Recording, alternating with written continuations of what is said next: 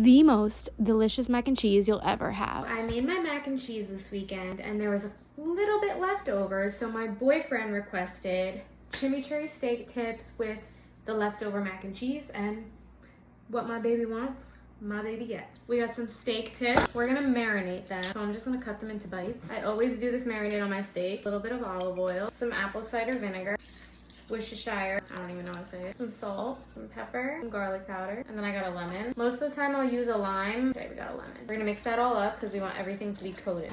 Tightly cover it and let it marinate for a couple hours. So now we're gonna make my chimichurri. Chimichurri is made with parsley and cilantro. I have that weird DNA thing where cilantro tastes like soap to me, so I can only have it in little bits. I just do mine with parsley. We're squishing up some garlic. I have about 7 fresh garlic cloves. Mince it like this. And my little bowl here, I'm just gonna plop it in. We have some fresh parsley from my friend Marisa's garden. Thank you so much, you are amazing. 1 cup of parsley. I have this recipe on my website, but we're also gonna do the same thing. I love making this in bulk when I do it because then I use it for like everything. If you're cool and you cook your eggs in olive oil like me, you should try cooking your eggs in chimichurri. Yes, your breath may stink like garlic for the rest of the day, but garlic is an aphrodisiac, so do with that information as you must. So that's good enough for me.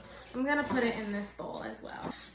So this is huge. I'm not gonna use this whole thing, like half of this. It's already got a little booty cheek, so we're gonna just cut down that line. I'm gonna use the bigger one.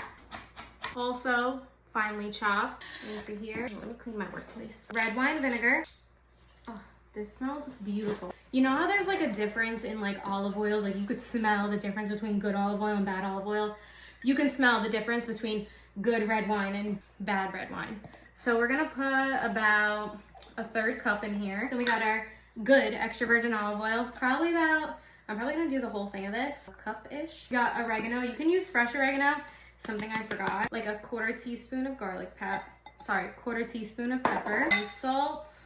I will sometimes use the dried Calabrian chili peppers that my parents have hanging. If you're Italian, you know what I'm talking about, but I ran out of them. So I'm just gonna use some red pepper flakes. And now we're just gonna mix it. You see her? She is gorgeous. And I highly suggest doing this a couple hours before you're gonna use it so everything can just like mesh together, you know? I'm gonna cover this up and put it in the fridge, and then I'll probably take it out 20 minutes before I start cooking so that the olive oil can melt because it's gonna harden up a little bit in the fridge. I'm gonna go to the gym now.